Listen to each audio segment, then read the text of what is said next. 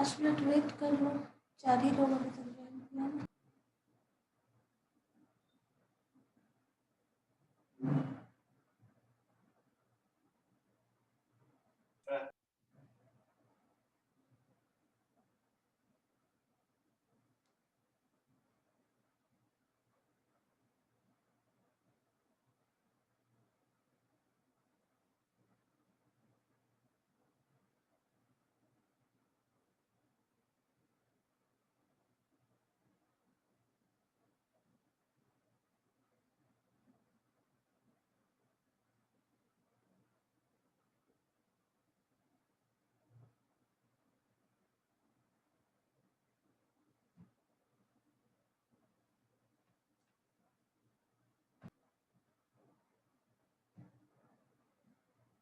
Good afternoon ma'am.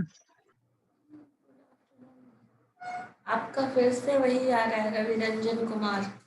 Name ID नहीं mention करोगे तुम, ये बताओ। Roll number ID. रीनेम करने के लिए ऑप्शन ही नहीं रहता आप में। तुमको करने नहीं आता? रीनेम का ऑप्शन कैसे है? सब पागल है जो किया हुआ है? रीनेम नहीं का होगा पागलों तुम भाई, के साथ। अभी मीटिंग में नहीं होगा। अभी भी हो जाएगा मैम, अभी भी हो जाएगा, इसको करने नहीं नहीं, आता। यहाँ से हम रीनेम का ऑप्शन हटा दिए हैं, इसलिए नहीं होगा। बट मीटिंग के पहले ही, एंटर करने के पहले ही कर लेना चाहिए ना। आपको उसी नाम से सेव ही रखना चाहिए। सब क्लास में इसका ऐसा ही रहता है।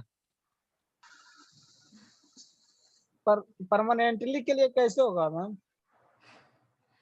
परमानेंटली जब आप नेम एडिट करके अपना जूम अकाउंट में जाके करके देखो, जूम में मिल जाएगा, परमानेंट हो जाता है। जूम में आप जो नेम लिखे होंगे वही दिखा रहा है ना। आ जाएगा।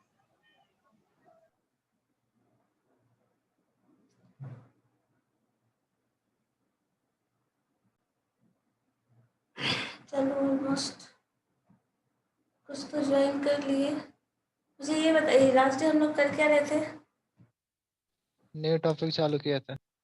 हाँ, न्यू टॉपिक में क्या था वही तो पूछना चाह रहे हैं। कुछ फॉर्मूला डिराइव ने लोगों ने।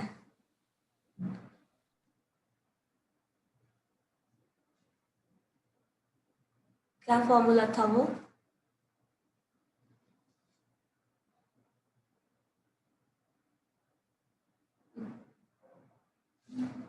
बताओ। टेंजेंट और नॉर्मल पढ़ रहे थे ना, तो नॉर्मल टेंजेंट कर लिया था। उसमें फिर हम लोग इंटरसेक्शन ऑफ टू कर्व्स पढ़ रहे थे, यही पढ़ रहे थे ना। Yes ma'am. तो टू कर्व के इंटरसेक्शन का कुछ कंडीशन आया था एक रिजल्ट के फॉर्म में, वो किसी को याद है?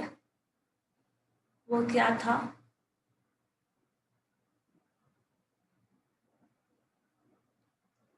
बताइए।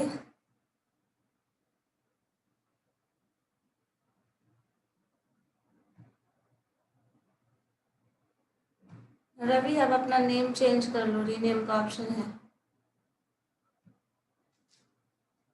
सॉरी, नॉट नेम, आईडी और रोल नंबर मेंशन कर दीजिए। बताइए क्या था, बताओगे कुछ तब तो हम आगे बढ़ाएंगे, पढ़ेंगे ना। फिर क्या कर रहे थे लास्ट डे? कर्व में कुछ रिजल्ट आया था, इंटरसेक्शन ऑफ टू कर्व के लिए कोई कंडीशन था। What was that condition?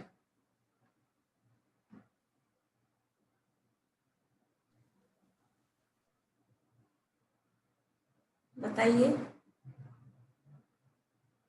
किसी को भी याद नहीं है?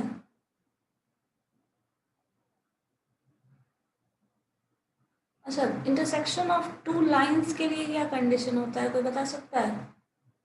इंटरसेक्शन ऑफ टू लाइंस अगर हम स्टडी कर रहे हो, दो लाइन का इंटरसेक्शन हो रहा है, स्ट्रेट लाइन है, तो इंटरसेक्शन का क्या फॉर्मूला होता है?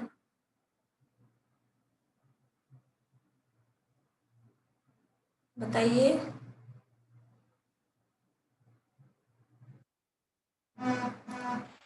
रवि, हाँ बोलिए नेहा। पता है? एक्स माइनस मैम, x1 बटा v1 equal to y x minus y1 बटा v2। B2।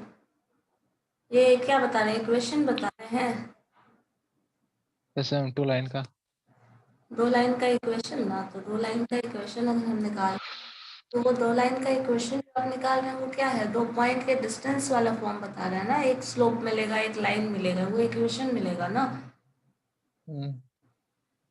क्वेश्चन देखो ये है कि 2 लाइन अगर इंटरसेक्ट कर रहा है एक दूसरे को, इंटरसेक्ट करने का मतलब है एक स्ट्रेट लाइन दूसरे स्ट्रेट लाइन पे कहीं ना कहीं ऐसे कुछ एंगल बना रहा है, इंटरसेक्ट कर रहा है। इंटरसेक्ट ऐसे भी कर सकता है, इंटरसेक्ट ऐसे भी कर सकता है, जो भी है। दोनों लाइन एक स्ट्रेट लाइन का कुछ इक्वेशन होगा, इसका इसका भी कुछ पर्टिकुलर इक्वेशन है, और दोनों एक दूसरे को क्रॉस कट कर रहा है। तो एंगल या फिर इंटरसेक्शन अगर निकालना हो, या फिर एंगल ही निकालेंगे, एंगल से ही पता चलेगा कितने डिग्री पे इंटरसेक्ट कर रहा है। This angle is equal to this angle, आपको पता है, and this angle is equal to this angle. ये एंगल आपस में बराबर होगा। तो ये जो इंटरसेक्शन ऑफ लाइंस होता है उसके लिए कोई फॉर्मूला है जिससे हम लोग बताते हैं कि ये इन दोनों लाइन के बीच का एंगल क्या होगा। वो क्या है बताओ।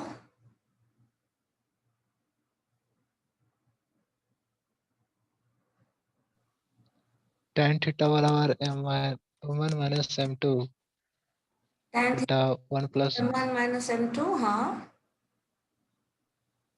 बटा 1 प्लस m1 इंटू m2। ठीक है, यही है। और m1 m2 क्या है आपका, this is the equal to tan theta हम लिखते हैं। Parallel line. पैरेलल हो जाएगा, पैरेलल होगा तो इंटरसेक्शन नहीं होगा ना। No I am sorry. Parallel हो जाएगा तो फिर लाइन ऐसे कुछ हो गया ना, दिस वन। तो एंगल तो बनेगा नहीं। m1 माइनस m2 बोल रहे थे, and this is being divided by 1 plus m1 into m2, यही फॉर्मूला है। और m1 ऐसे परपेंडिकुलर परपेंडिकुलर होगा तो कुछ कंडीशन होगा, यहाँ पे 90 डिग्री एंगल डाल देंगे। पैरेलल होगा तो 0 डिग्री एंगल डाल देंगे। ऐसे में थीटा बराबर b निकाल सकते माइनस a। हाँ। तो अब इसी चीज़ को हम जब स्ट्रेट लाइन के टर्म में पढ़ रहे थे तो फॉर्मूला ये था। अब यहाँ भी हम पढ़ रहे हैं तो कर्व के बीच का एंगल है, यही डिफरेंस है दोनों में। यहाँ बात कर रहे हैं कर्व के बीच का एंगल, और वहाँ बात कर रहे थे स्ट्रेट लाइन के बीच का एंगल। हम लोग ये भी जानते हैं कभी भी अगर एंगल की बात की जाती है तो कर्व के बीच में एंगल का कॉन्सेप्ट तो है नहीं, क्योंकि curve her point of time पे वो चेंज होने वाला है, हर एवरी पॉइंट पे वो चेंज होगा। ये कर्व अभी यहाँ है, यहाँ टेंजेंट डालोगे तो ये टेंजेंट यहाँ फॉर्म होगा, तो ये टेंजेंट यहाँ फॉर्म नहीं हो सकता, किसी भी पर्टिकुलर पॉइंट पे ही टेंजेंट फॉर्म होगा। सॉरी, टेंजेंट का कॉन्सेप्ट इसलिए आता है क्योंकि कर्व हर जगह टर्न कर रहा है, और जब कर्व टर्न कर रहा है तो उन दोनों कर्व के बीच का एंगल अगर आप निकाल लें, मान लीजिए सर्कल ही था जैसे हम लोगों ने पढ़ा भी है, ये एंगल निकालोगे आप, तो ये एंगल जो होगा वो हमेशा चेंज करेगा, क्योंकि ये कर्व, इसका कर्व कुछ अलग सर्कुलर पाथ फॉलो कर रहा है, ये कुछ अलग सर्कुलर पाथ फॉलो कर रहा है। तो इसके हिसाब से अगर देखें तो ये एंगल जो है, इन दोनों कर्व के बीच के एंगल यही है जो हमें दिख रहा है। बट कर्व पे एंगल का कॉन्सेप्ट अगर हम करेंगे तो वहाँ पे कर्व एंगल ड्रॉ ही नहीं करता, अगर करेगा तो वो चेंज होगा, क्योंकि ये टर्न करते चला जाएगा इधर, ये टर्न करता चला जाएगा इधर, एंगल जो बचेगा वो स्मॉलर एंगल शो करेगा। और इसी लिए हम लोग क्या करते हैं, जब कर्व के बीच के एंगल की बात की जाती है तो हम उस पर एक टेंजेंट ड्रॉ करते हैं। कहाँ टेंजेंट ड्रॉ करेंगे, जहाँ पॉइंट ऑफ इंटरसेक्शन होगा, जहाँ दोनों कर्व एक दूसरे को कट कर रहा है, ये पॉइंट पे हम टेंजेंट ड्रॉ करेंगे। और ये जो टेंजेंट है, यही टेंजेंट के बीच के एंगल को ही हम एक्चुअली बोलते हैं कि वो कर्व के बीच का एंगल है। अब अगर ध्यान दो तो ये जो स्ट्रेट लाइन यहाँ था, वही स्ट्रेट लाइन का कॉन्सेप्ट यहाँ भी आ गया। क्यों? क्योंकि आप टेंजेंट के बीच का एंगल लेंगे।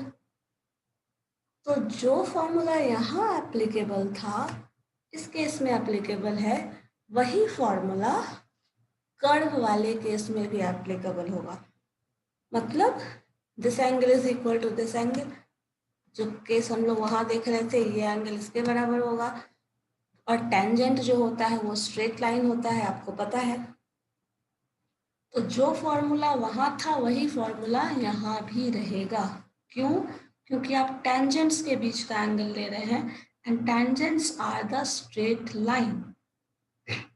ठीक है, तो जो फॉर्मूला वहाँ पढ़े थे वही फॉर्मूला होगा जो हम लोगों ने डिराइव भी किया था।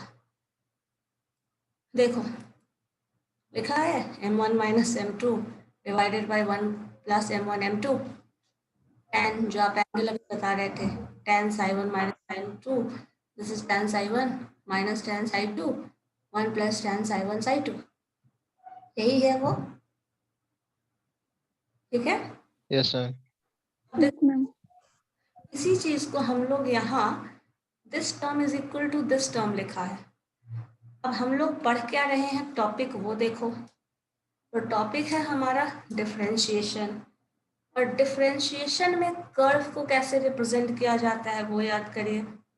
तो डिफरेंशिएशन में कर्व आपको पता है, जब dy बाई dx हम डिफाइन करते हैं, सिंपल टर्म हमारा डिफरेंशिएशन है dy बाई dx। डिफरेंशिएशन का मतलब तो यही है, डिफरेंशिएशन आप एक बार कर रहे हैं ये टर्म आएगा। ये dy बाई dx को सबसे इनिशियल लेवल पे जब डिफाइन किया गया था तो कहा गया था this is the rate of change of y with respect to x। यही है ना, y में क्या चेंजेस आया है, जो चेंज आया है वो हम x के रिस्पेक्ट में मेजर कर रहे हैं। तो ये क्या है, क्या ये स्लोप जैसा नहीं लग रहा है? ये एक लाइन है, दूसरा लाइन कुछ भी है। अब देखो इसके रिस्पेक्ट में इसमें क्या चेंज आया है ये बताएगा। तो यहाँ पे रेट ऑफ चेंज ऑफ जो टर्म है उसी से डिफाइन हो जाता है कि ये कहीं ना कहीं स्लोप की बात कर रहा है। तो जो टर्म आपका m था, that means slope m1 m2 आपको पता है स्लोप है, वही रोल प्ले करता है dy बाई dx।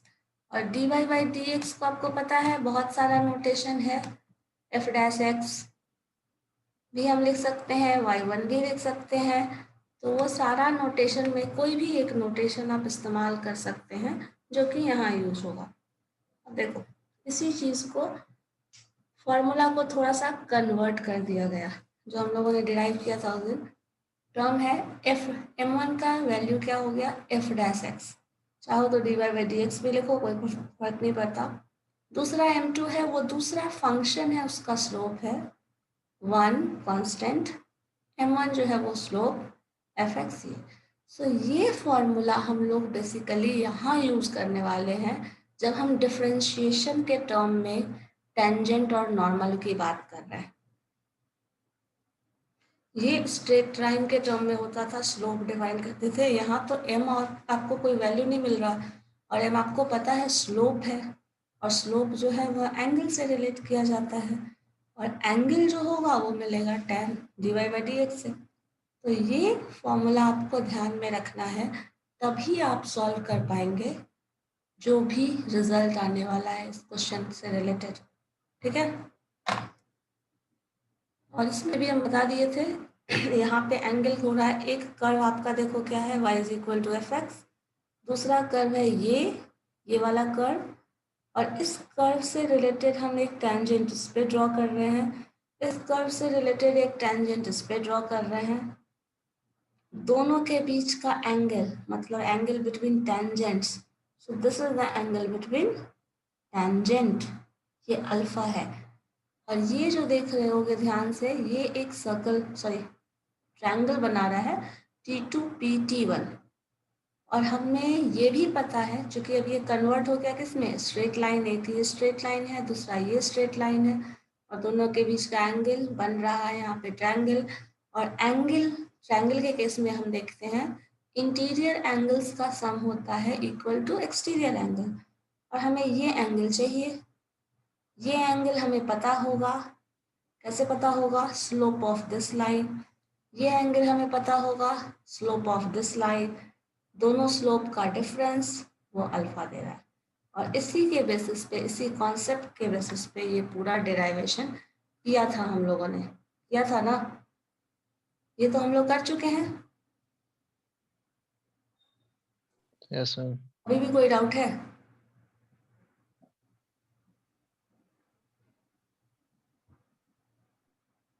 है तो बोलिए, हाँ नहीं है तो बोलो ना, जो भी है बताओ। कोई डाउट है? नहीं? श्योर है? चलो, कुछ नहीं बोलना है मतलब कोई डाउट नहीं। अब अगर देखिए इसी में एंगल की बात कर रहे हैं, दो कर्व के बीच एंगल ना हो, एंगल नहीं होगा, दैट मीन्स एंगल जीरो। और जीरो होता है तो आपको पता है इन दैट केस दोनों कर्व जो है वो इंटरसेक्ट नहीं कर रहा। यहाँ पैरेलल वर्ड हम इस्तेमाल नहीं कर सकते बिकॉज दो कर्व की बात कर रहा है, और कर्व में पैरेलल होने का कोई कॉन्सेप्ट नहीं है क्या? ये एक कर्व है, एक ये सर्कल है, दोनों के बीच कोई एंगल नहीं बन रहा। ऐसा हो सकता है, या फिर हो सकता है मान लो कुछ ऐसे एक दूसरे को टच कर रहा हो एक पॉइंट पे, बट फिर भी एंगल फॉर्म नहीं हो रहा है। तो जहाँ एंगल फॉर्मेशन नहीं हो रहा है, कंडीशन बस ये है। और अगर एंगल फॉर्म होगा तो कोई भी पर्टिकुलर एंगल बनेगा, और एंगल नहीं बन रहा है मतलब हो सकता है दोनों कर्व तो अलग डायरेक्शन में हो, दोनों कर्व एक दूसरे को इंटरसेक्ट नहीं कर रहा हो, बस ये है। तो ऐसा होगा तो एंगल जीरो होगा। जब एंगल जीरो होगा तो उसी कंडीशन को बस हम लोग यहाँ देख लेते हैं कि एंगल जीरो होगा तो हमारे पास क्या रिजल्ट होगा। आपको पता है एंगल जीरो सर्कल में कब होता था, सॉरी स्ट्रेट लाइन में कब होता था? जब दोनों लाइन पैरेलल हो। और पैरेलल कब होता था? जब दोनों लाइन का स्लोप इक्वल हो। तो दोनों लाइन का स्लोप इक्वल हो वाला जो टर्म है वही यहाँ यूज हो रहा है, m1 is equal to m2। और स्लोप यहाँ क्या किस चीज से मेजर कर रहे हैं? f डैश x से। आपका आवाज में भाग जाता है बीच बीच में। ये आवाज कट रही है? Yes ma'am. No ma'am. No ma'am. No ma'am. किनको आवाज नहीं जा रही है? नेटवर्क एरिया में है? वैसे मौसम भी आज बारिश वाला है तो नहीं बोल सकते कहाँ कैसा नेटवर्क होगा। जो दोनों स्लोप है वो स्लोप इक्वल हो, और स्लोप को हम कैसे डिफाइन कर रहे हैं? f डैश x से। सो इस पर्टिकुलर कर्व का स्लोप इज इक्वल टू दूसरा जो कर्व है उसका स्लोप। अगर इक्वल आता है दैट मीन्स वहाँ पे एंगल नहीं बनेगा। एंगल नहीं बनेगा मीन्स इंटरसेक्शन नहीं होगा। दूसरा राइट एंगल पे हम लोग देख ले रहे हैं, ये कंडीशन होगा। इसी तरह अगर इसी कंडीशन को हम ऐसे चेक कर लें, f डैश x को del f del x by del F del Y, आपको पता है इन दोनों का जो रेशियो होता है वो D Y by D X को रिप्रेजेंट करता है। तो ये फॉर्मूला प्रूफ कर दो, तब भी आप बता सकते हो कि एंगल बिटवीन टू कर्व्स जो है वो 90 डिग्री है। इधर ये कर लीजिए और ये कर लीजिए तो हम लोग बता सकते हैं। अब इसी पे बेस्ड एक क्वेश्चन देख लेते हैं। Angle of intersection of the curve क्या बताता है? हमारा देखो दो कर्व गिवन है। एक है आपका X square minus Y square is equal to A square, दूसरा है X square plus Y square is equal to root 2a square. ये दो कर्व है, दोनों कर्व एक दूसरे को इंटरसेक्ट कर रहा है या नहीं? अगर कर रहा है तो what is the angle of intersection? तो ये पूछा जा रहा है आपसे। अब हमें देखना है एंगल ऑफ इंटरसेक्शन के लिए चाहिए क्या? ये हमें मिला चाहिए, सॉल्व करना पड़ेगा हमें ये, अभी तो tan अल्फा मिलेगा, और वो जो अल्फा होगा that is the angle between two curves. तो इसी रिलेशन का हम लोग यूज करने वाले हैं जो मैंने सबसे पहले आप लोगों से पूछा था। तो ये रिलेशन इस्तेमाल होने वाला है, यही करना है हमें। अब यही चीज करने चलते हैं प्रोसेस में। पहला कर्व हमारा, सेकंड कर्व, डिफरेंशिएट करो। तो जब इसको डिफरेंशिएट करोगे तो डिफरेंशिएशन क्या किया है, 2x² जो टर्म है इज इक्वल टू √2a+1a²। ये जो टर्म है हम लोग ऐड कर रहे हैं, या फिर ऐसा नहीं करें तो हम लोग इन दोनों इक्वेशन को ऐड कर लो, this equation and this equation. देखो यहाँ दोनों इक्वेशन को ऐड करने का मतलब ये है कि आप अगर इक्वेशन ऐड करेंगे ना तो आपको एक टर्म मिलेगा और दोनों में पॉइंट ऑफ इंटरसेक्शन मिल जाएगा। जैसे देखो ये कर्व में अगर हम वापस ग्राफिकली समझें तो ये एक कर्व जा रहा है, दूसरा कर्व ये है और दोनों क्रॉस कट कर रहा है इस पॉइंट पे।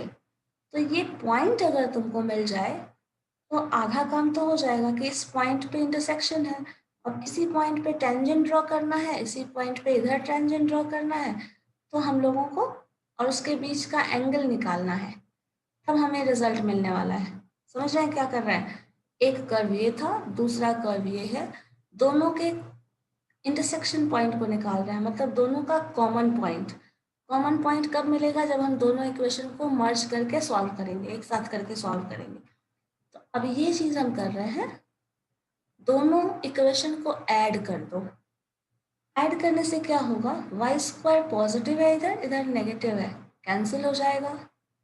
x² + x² is equal to 2x², और यहाँ a² है, यहाँ √2a² है, तो a² कॉमन ले लो, √2a+1 ये जो आ रहा है वो 2x² आ रहा है। इसी तरह अगर हम दोनों इक्वेशन को एक दूसरे से सब्ट्रैक्ट कर दें तो माइनस माइनस करके आपका x² कैंसिल हो जाएगा, और अगर इधर देखें तो y² आपका ऐड हो जाएगा, -y² इधर आ जाएगा, इन दोनों को सब्ट्रैक्ट करोगे तो a², यहाँ भी a² और √2 -1 ये a² आ जाएगा। यहाँ से क्या हो रहा है, इसी तरह से x² का वैल्यू निकाल लो और अंडर रूट करके आप चाहें तो x का वैल्यू मिल जाएगा, इसी तरह y² का वैल्यू मिल गया और अंडर रूट करके y का वैल्यू मिल गया। ये x और y क्या मिला है, पॉइंट ऑफ इंटरसेक्शन। यही वो पॉइंट है जहाँ पे इंटरसेक्ट कर रहा है, और वो पॉइंट बहुत इंपॉर्टेंट रोल प्ले करता है कभी भी आप क्वेश्चन सॉल्व कर रहे हैं तो। क्यों, क्योंकि उसी पॉइंट पे आप टेंजेंट ड्रॉ और उसके बीच का एंगल की बात करेंगे। ठीक है, क्लियर है ये, बताओ जल्दी। Yes sir. चलो अब अगर हमें ये x और y पॉइंट मिल गया हमें, तो उसके बाद पॉइंट ऑफ इंटरसेक्शन तो मिल गया। अब क्या करना है,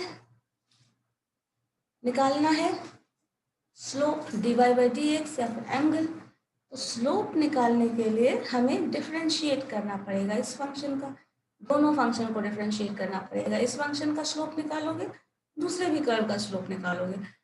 एक का स्लोप निकाल रहे हैं, मान लीजिए x² - y² = a², डिफरेंशिएट करिए, x² का डिफरेंशिएशन 2x, y² का डिफरेंशिएशन 2y, dy/dx = 0।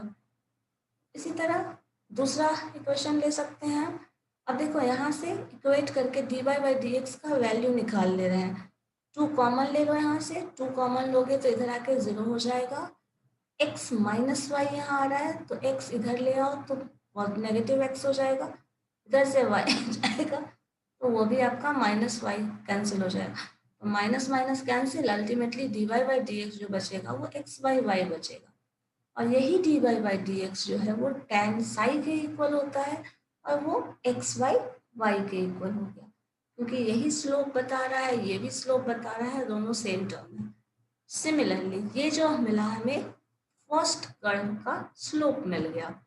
इस तरह हम दोबारा दूसरा जो कर्व है हमारा x² + y² = √2a², इसका स्लोप निकाल रहे हैं। जब इसका स्लोप निकालेंगे तो डिफरेंशिएट करो, 2x + वाई स्क्वायर का differentiation 2y dy by D X is equal to, अब यहाँ से देखो ये पॉजिटिव है तो इधर जाएगा तो negative, so minus x by y, ये दूसरा स्लोप मिल गया। तो एक स्लोप हमें ये मिला है, दूसरा स्लोप ये मिला है। अब इसी चीज को हम फॉर्मूला पे पुट कर देंगे।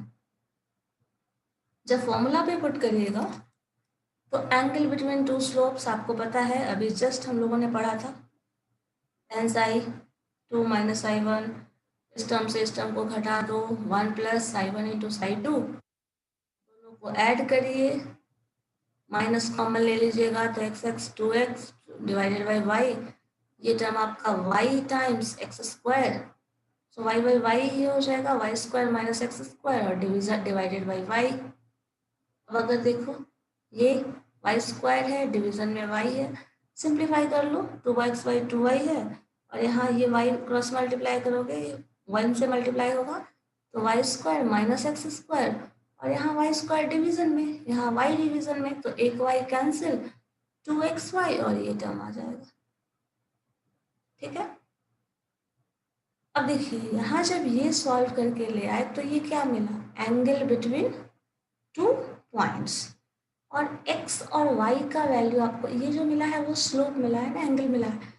अब साथ में हम लोगों को देखना क्या होगा, जो x और y का वैल्यू है, क्योंकि आपको पता है ये जो एक्स वाई आया है ये क्या आया है, एंगल, और ये एक्स वाई का एंगल आप निकाल रहे हैं एट द पॉइंट, क्योंकि हम लोग जब भी निकालते थे डिफरेंशिएशन करके तो स्लोप मिलता था, स्लोप किसी पर्टिकुलर पॉइंट पे बात कर रहे होते थे, तो इस पॉइंट पे हमें स्लोप निकालना है, तो x का वैल्यू ये और y का वैल्यू ये डालना पड़ेगा हमें एवं इक्वेशन में।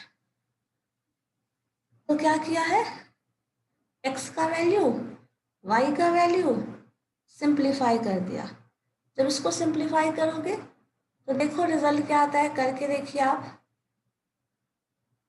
एक मिनट, बेटर ऑप्शन है। इसके बाद ये वैल्यू आया है ना, x और y का वैल्यू पुट करके देखो तो सिंप्लीफाई करके क्या रिजल्ट आ रहा है, करो तो आप लोग कॉपी पेन यूज करो जरा, क्या रिजल्ट आ रहा है बताइए तो। क्या मैम? ये जो स्लोप हमें tan मिला है ना, इस tan के वैल्यू पे x और y का वैल्यू हम लोगों ने शुरू में मिला है ना, ये this one and this one, इसको यूज करके सॉल्व करके देखो तो क्या आ रहा है, अल्फा का वैल्यू रखोगे तो कोई न्यूमेरिकल वैल्यू मिल जाएगा, करके देखिए क्या आ रहा है।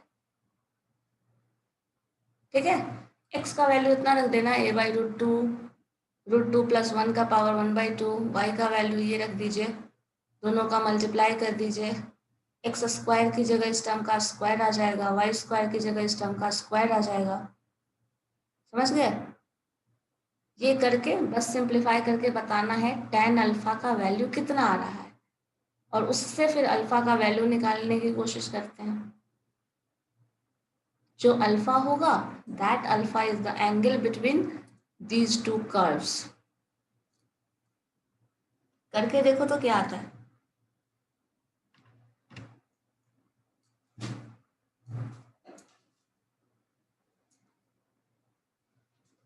बताइए मुझे रिजल्ट क्या आ रहा है। रुकिए मैम, करते हैं। हम्म 3-4 मिनट में तो बन जा सकता है आराम से, देखिए।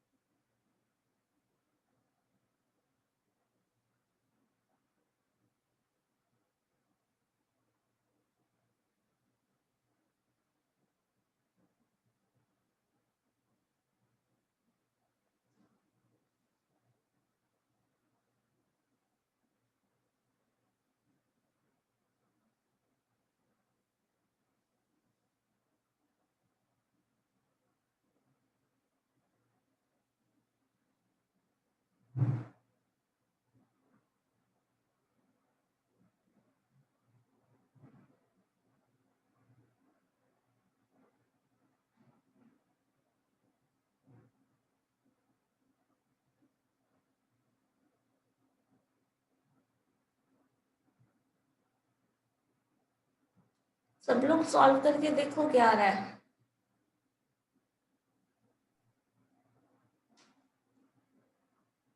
ये सब क्वेश्चन जब तक खुद से नहीं बनाइएगा ना, नहीं बनने वाला है।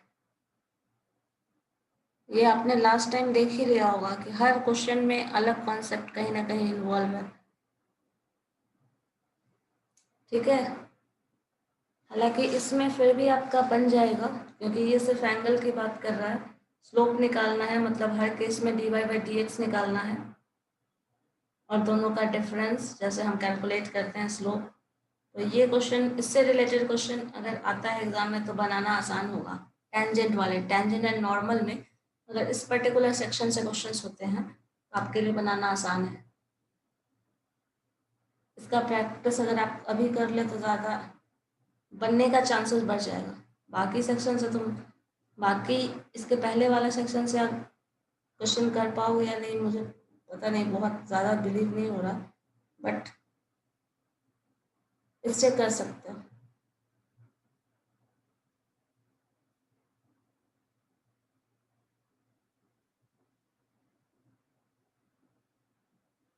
बाकी हर सेक्शन से कर सकते हो, जितना भी टॉपिक अभी तक आप पढ़े हैं। टेंजेंट एंड नॉर्मल में भी अगर इस सेक्शन से आता है तो आराम से कर सकते हैं। उस सेक्शन से भी कर सकते हो, क्वेश्चन तब कर पाओगे लेकिन जब प्रूवमेंट वाला कॉन्सेप्ट नहीं रहे, क्योंकि प्रूव वाले में थोड़ा अलग अप्रोच होता है।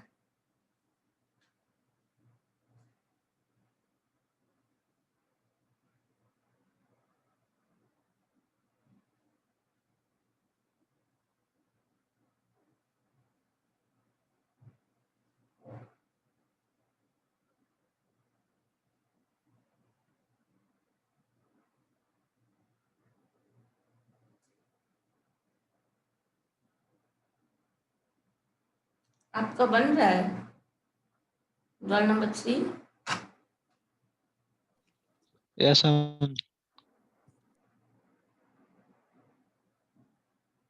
कहाँ तक पहुँचे बताइए तो। बस सिंप्लीफाई करना है एक्स और वाई का वैल्यू, बस ज़्यादा थोड़ा कैलकुलेटिव है, बस करना एक ही 2 स्टेप है आपको। एक्स और वाई का वैल्यू पुट करो, जो रिजल्ट आ रहा है उसको tan अल्फा से इक्वेट कर दो, अल्फा का वैल्यू निकाल दो, बस सिर्फ इतना ही करना है।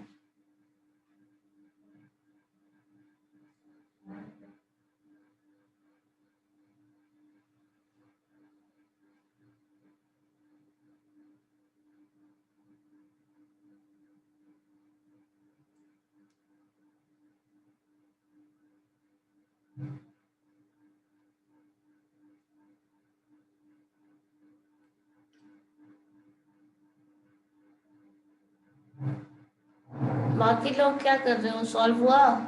प्रशांत आप क्या कर रहे हैं, बना? नो मैम, नहीं बना अभी। हाँ, नहीं बना अभी।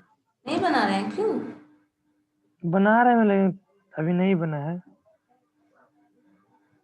एक्स और वाई का वैल्यू पुट करके बस सिंप्लीफाई करना है, कितना टाइम लगने वाला है?